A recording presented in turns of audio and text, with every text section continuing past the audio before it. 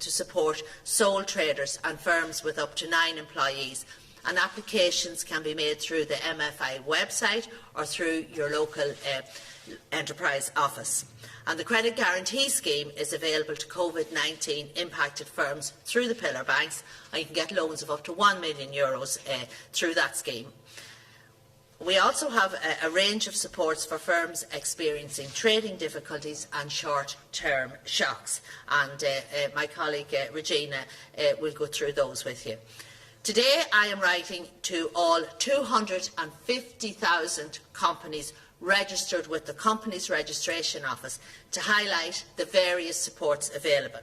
And I would also like to announce that all annual returns due to be filed with the Registrar of Companies between now and the 30th of June 2020 will be deemed to have been filed on time, if all elements of the return are completed and filed by that date.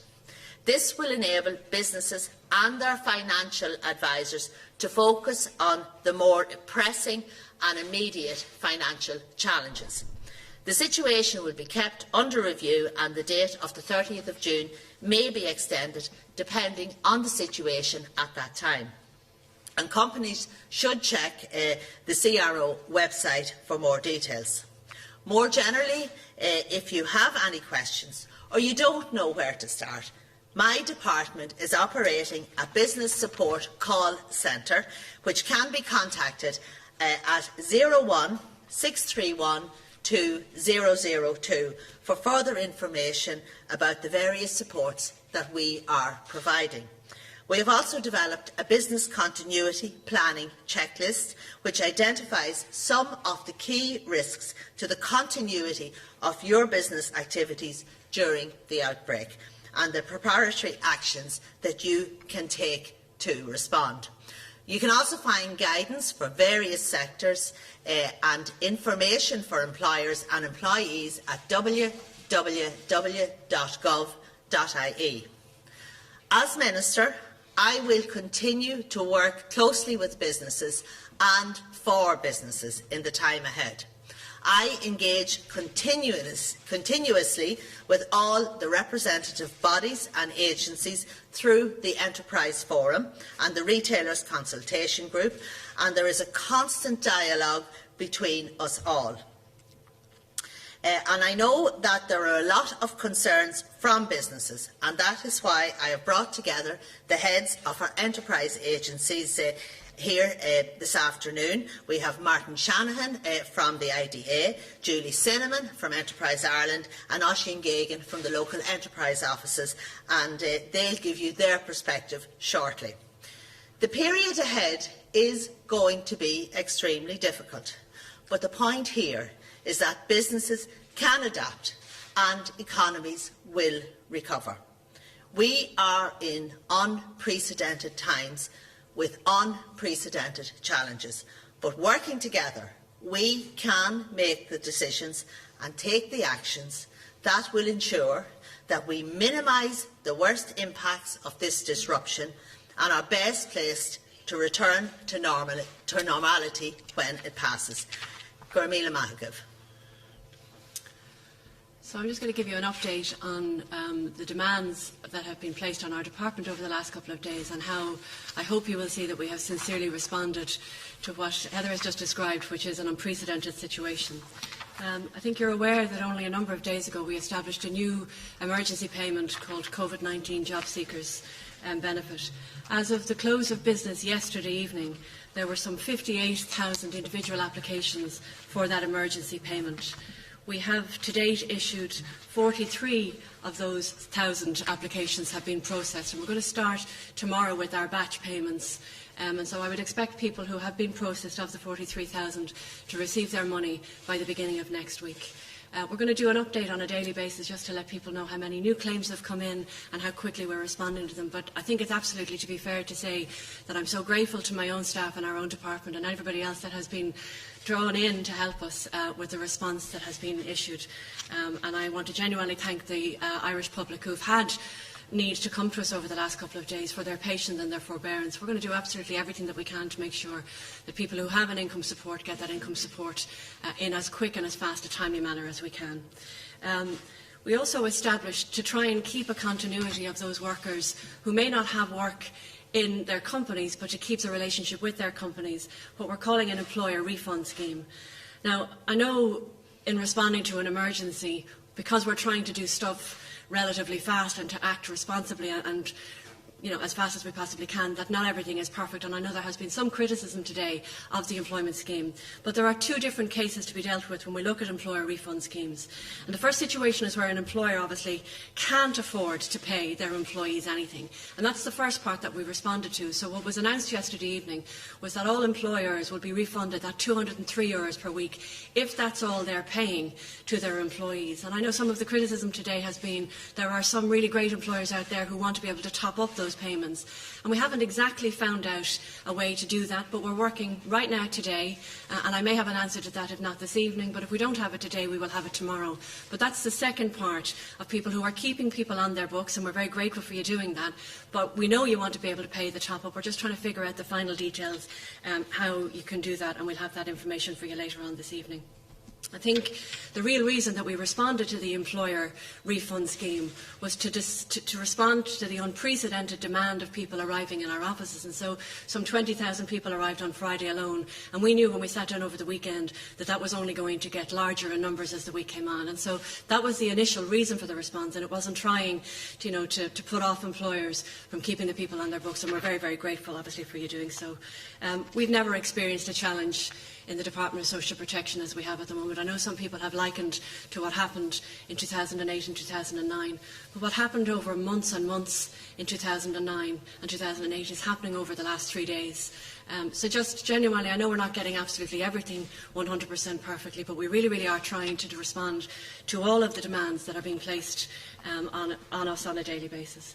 And the last thing I want to just say today is that we've made also a decision to change what our weekly payments of all of our social welfare payments to advance 2 weeks' payments. And so now, instead of paying everybody on a weekly basis, we're going to move to paying people on a fortnightly basis. And the real reason for doing that is to try and acknowledge and adhere to the socialising recommendations that have come from the HSE, so that we'll try and reduce people who do still need to continue to go to An Post. And I'm also very grateful to An Post because they've extended their opening hours and their practices to accommodate particularly vulnerable people. But we're going to pay people fortnightly now, so that if you do continue to go to the post office, you only have to go every 2 weeks. So the 2 weeks' payments will be paid to some social welfare schemes next week to cover the weeks of the 23rd of March and the 30th of March. And the week beginning the 30th of March, the 2 weeks' payments will be made to the remainder of the schemes to cover the weeks of the 30th of March and the 6th of April. All of the details of all of the schemes will be available on my website this afternoon, www.gov.ie/DEASP. And genuinely, the only reason for this change is to reduce the number of people attending at their local post offices every week. I suppose finally, I just want to thank the staff, thank the public for their forbearance. I don't think we've ever had a challenge in a country, and every single department is responding as efficiently and as appropriately and as timely and as responsibly as we can. So to thank you for your patience and to keep the suggestions coming, because I know we're all getting them. And I've always said in the last couple of years there's no monopoly on wisdom, and we certainly need all the wisdom that we can get in the coming weeks and months ahead. So thank you. Thank you. Next up is Martin Shanahan. Thanks. Good afternoon, everyone. So this is obviously a very difficult time for business, Irish businesses, international businesses, and indeed businesses across the globe. The global pandemic has caused widespread disruption to the global economy in which Ireland operates. The global economic context within which the companies that we support are operating is extremely challenging, and I think all international forecasts from major institutions are predicting significant impacts on global growth, trade and indeed on investment flows. As one of the most open economies in the world, Ireland cannot escape this impact, as the Minister has already said. ID Ireland remains open for business right across the globe, albeit virtually, to protect our employees and clients, and we are engaged with investors throughout this time. Our focus is on three things at the moment. engaging with our over 1,500 client companies to support them in whatever we can do for them, and there are many challenges. Our account executives are reaching out proactively to those clients to understand what their needs are and to support them with all of the supports that we have available. Secondly, working with colleagues across the government system, primarily Minister Humphreys and her department, to plan for the next few weeks to ensure that companies can continue to operate and, in many cases, provide critical products and critical services. And then thirdly, support, again, right across government, and particularly the HSE in their efforts at securing necessary supplies for the health system and for citizens.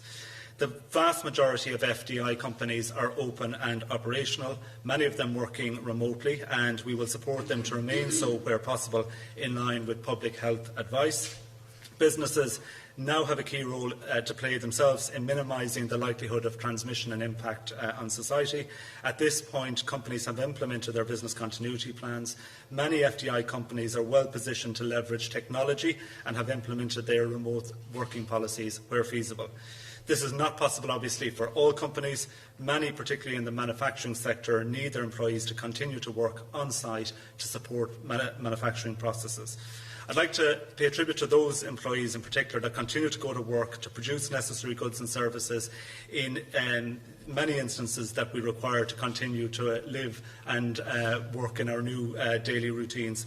And I want to particularly acknowledge the workers in the medical technology sector, indeed the pharma sector. I urge employers and employees to follow all public health advice and the advice from the Department of Business, Enterprise and Innovation, and Minister Humphreys has already referred to the new guidelines that are coming out from the Department and issuing today, and obviously IDEA will play its part in ensuring that multinationals are aware of those advices.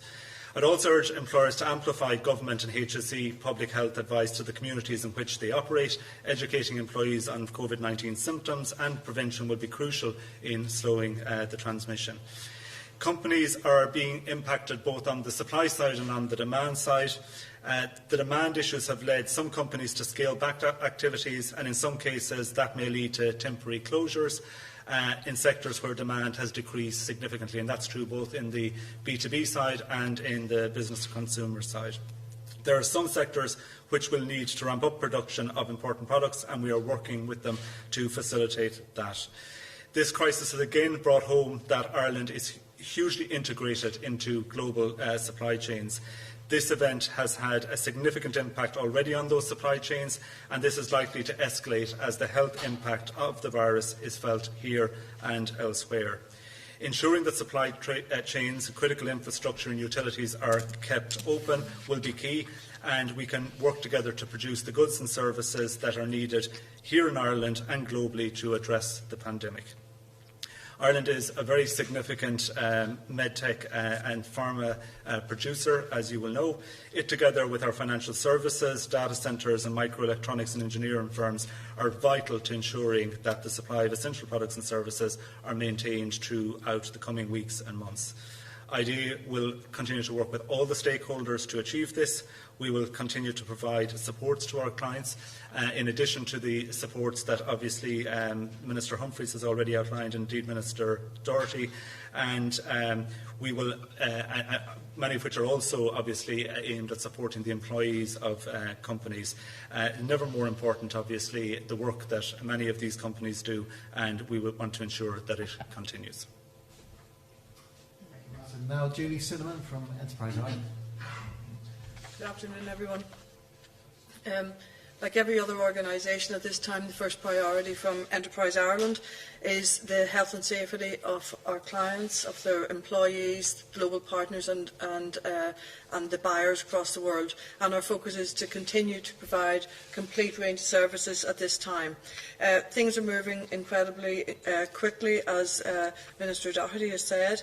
Our clients are telling us that they're facing serious challenges, both immediately in terms of cash flow, working capital, access to raw materials and issues to do with the supply chain continuity. Sectors such as food, manufacturing, airline, travel sectors, consumer technology are all being significantly impacted, and there are in some sectors there are staff shortages as an issue, so clients because of the particular circumstances that they're in. We're actively working with clients to help them put in place business continuity plans. As Martin has said, we need to ensure that companies continue to operate at this time, and companies are taking steps such as split manufacturing shifts, also in some cases laying off staff to be able to ensure that they continue to operate. In Enterprise Ireland, we've put in place a helpline for companies. All of our staff are working actively across the client base to be able to provide full range of supports. There's €200 million has been given to Enterprise Ireland to support enterprise at this time. We're working to put together a scheme which will be announced over the coming days in order to be able to allocate this funding. We have a Covid-19 client unit which are actively working with companies providing information and webinars to provide support. The immediate priority for all businesses, in my view at this time, is to put together contingency plans. Much of the work which we've done in the context of Brexit is as relevant today. It is to have a no-regrets approach to Covid-19, to put together contingency, and there are consultancy supports and focus and finance supports available to help companies at this time to do so. We're working side by side with the other stakeholders, Strategic Banking Corporation of Ireland, the banks, investors, Revenue and the Department of Employment Affairs and Social Protection. So all of us are working together to be able to address the needs of clients which are significant and which are growing. The Covid-19 Business Response Plan document has been put in our document, which gives guidelines for businesses across the whole range of supports that they need. In addition, we're seeing a significant ramping up of activity by companies in certain sectors. For example, the food side. We're also seeing some of the innovative technology companies with products, Hypergene with diagnostic testing kits, companies with online portals to help GPs to support. So there's a whole range of innovative companies who need to ramp up at this time, and we're working with them. There's no panacea to this crisis, but we've been through tough times before, and I believe that we have a comprehensive range of supports provided on foot of the funding that we've been allocated, addition to our normal funding from government, and we will be working with clients across all sectors to support them through these times. Thank you very much. Thank you, Julie. Now, Oisin Gagan from representing the local enterprise offices. Good afternoon, everyone. So there are 31 local enterprise offices. We are based throughout the country in each local authority area, and we've been responding very proactively to this crisis that's emerging. Small businesses all around the country are impacted massively, and it's unfolding. It's unfolding in these days. I suppose. We're working very closely with our colleagues in Enterprise Ireland, the various different government departments, the LGMA, and right across the public sector to ensure that as the needs of our clients have changed so drastically, so too our supports need to change, and we are implementing that currently.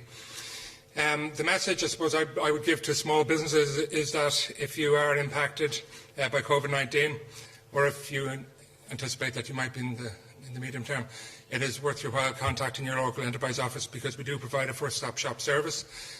We provide it throughout the country in each county in Ireland. You will find email addresses and the contact details for each local enterprise office, along with the various different business supports that are available on our website, which is localenterprise.ie/response, which will take you directly into the COVID-19 support services. So we're implementing plans to provide all of our core services online in as much as we possibly can. So whilst face-to-face meetings and management training programs and networking events obviously are curtailed, we are deploying technological solutions to ensure that all client businesses can still easily access their LEOs and its services, and that our services will continue to be provided. I'll briefly outline the types of supports that are available without going into too much detail. Firstly, the COVID-19 Business Loan Scheme from Microfinance Ireland is an extremely important initiative. and we are working closely with Microfinance Ireland in rolling this out. The Minister mentioned this has been increased from 25,000 to 50,000 for micro-enterprises employing up to 9 staff.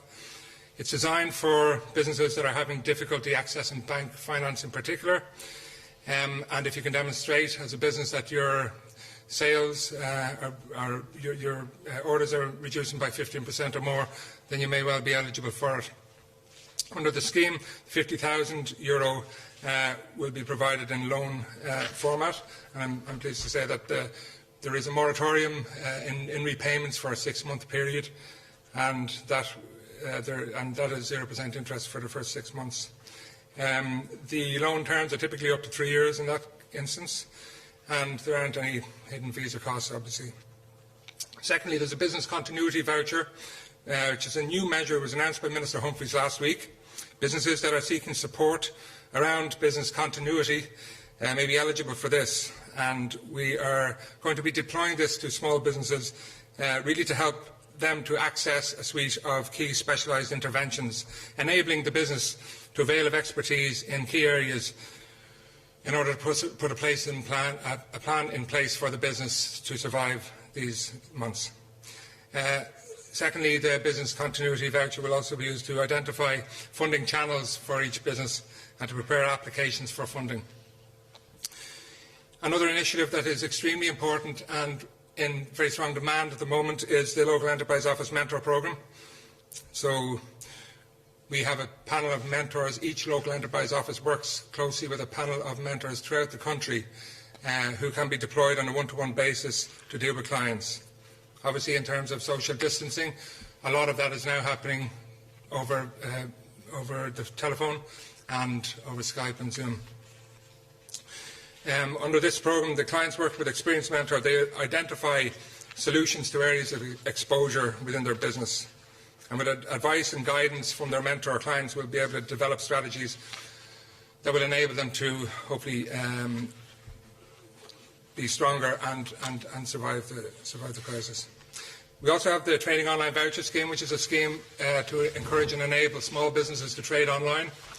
And that continues, and we'll be rolling that over the coming weeks. We'll be promoting that extensively over the coming weeks as well, because a lot of businesses that are in a position where they may be able to develop online sales now, given this crisis and given the footfall has all but stopped, there may be opportunities there to enable the business to continue.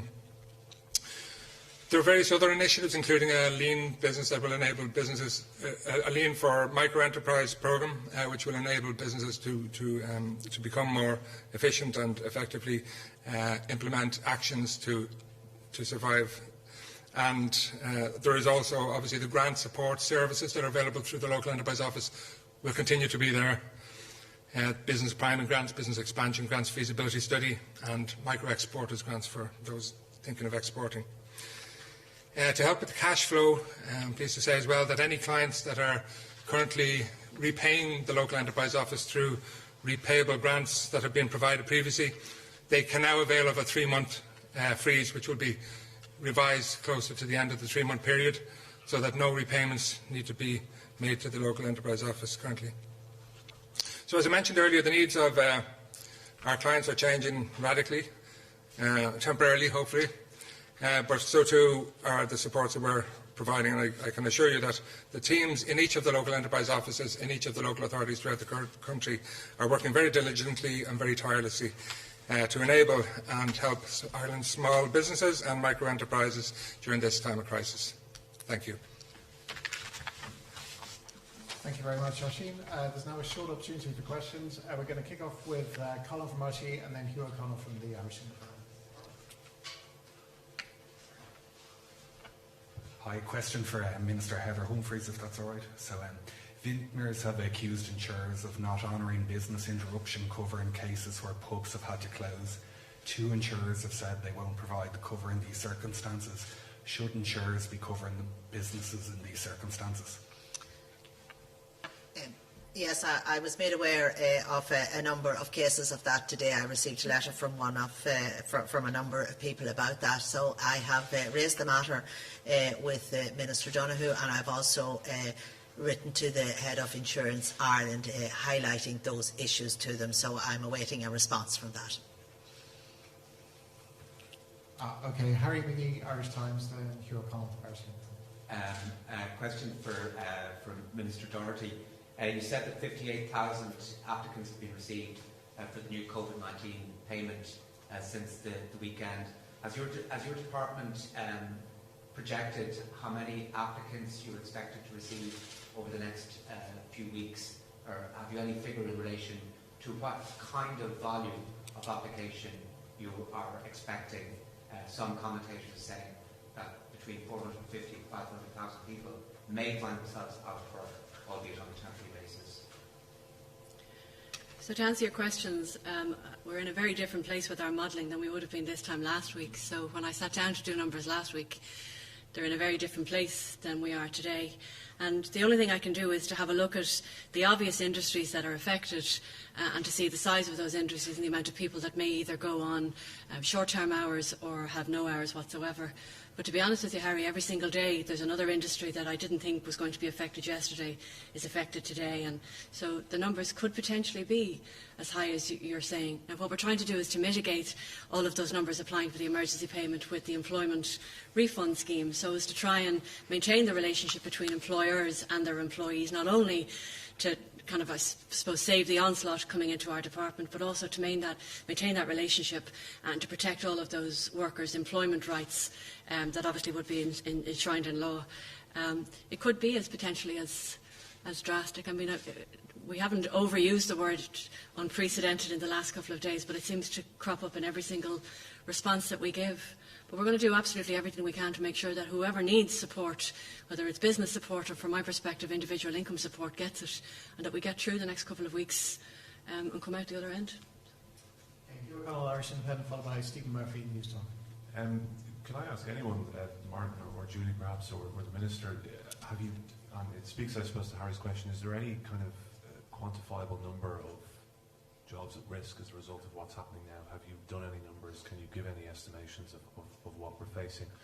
And secondly, Minister Doherty, Willie O'D, the Fianna Fáil spokesperson on social welfare, has in the Dole suggested that pensioners in particular, considered kind of a particularly vulnerable sector, that their payments should be grouped to 3 or 4 weeks perhaps. Is that something you would be willing to consider? I know you said 2 weeks or fortnightly payments now, but perhaps that bit longer for pensioners. Thank you. Well, just on the first question, Hugh, obviously we have seen a huge rise in the people who are signing on the live register in the last, and Regina probably more aware of the numbers than I am, in the last week. And when you look at the impact on the hospitality sector, the pubs and the bars, and indeed the retail sector as well, the numbers are increasing every single day.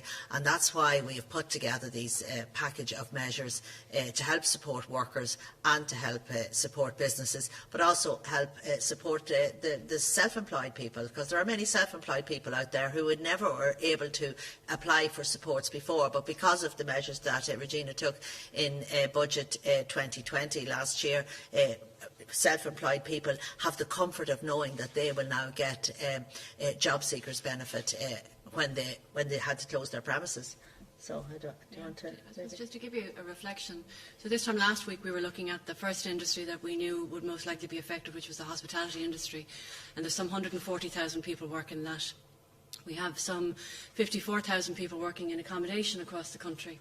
We have some 200,000 people working across retail, and these are just the obvious industries that may be affected. But there are other businesses that might be affected too. But what I do know is that the vast majority of employers are trying to look after their employees and maintain a relationship, and where they can't, that's resulting in the 58,000 people that have come to us this week for the emergency payment. And what we're going to attempt to do is not only respond to those people from the emergency request, is to get them on the correct scheme. So it could be job seekers benefit for employees. As Heather said, it could be the job seekers benefit for the self-employed that we very thankfully introduced last November. Or it could be another scheme. It could be a supplementary welfare scheme. There are some people who arrived at our offices over the last number of days who wouldn't have necessarily been working with the PPS number. So there's lots of different draws. We have some foreign students. Indeed, we have our own students who wouldn't normally be able to apply for job seekers benefit, but they can't afford to live on fresh air. They have to feed themselves and they have to pay their rent. There's a lot of draws that wouldn't normally have fitted into the schemes as we had them established last week. We have a lot of people who are on working family payment who were working but the state was supplementing their income every week.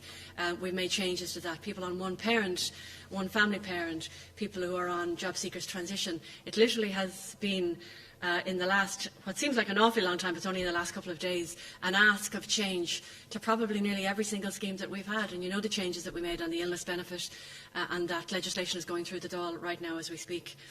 With regard to the multiple payments, I need to get the balance right.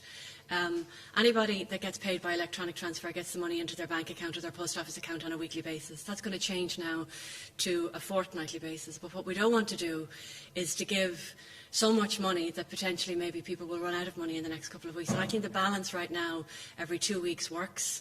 But again, we're going to review this, like we have a meeting every morning and every evening. We're reviewing this as with a long list of things that we're reviewing on a daily basis. And if that needs to change well then, I'm not opposed to doing it, but I want to make sure that it doesn't have unintended consequences. So right now, from the beginning of next week, we're moving to fortnightly payments, and we'll review that on a daily basis.